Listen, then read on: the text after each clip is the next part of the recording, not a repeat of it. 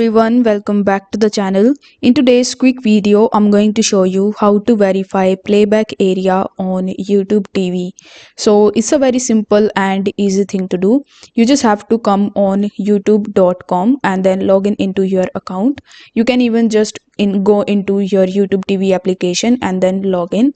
Afterwards, you need to click on your profile icon that would be in the top right hand corner of the screen, and here you will see this location area.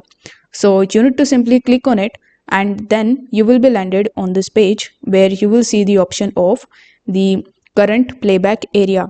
So in order to update it, you just have to simply click on the update button, and after that you just have to simply browse your location. It will show you the map right over here, so you just have to simply browse your location and then click on the update location here.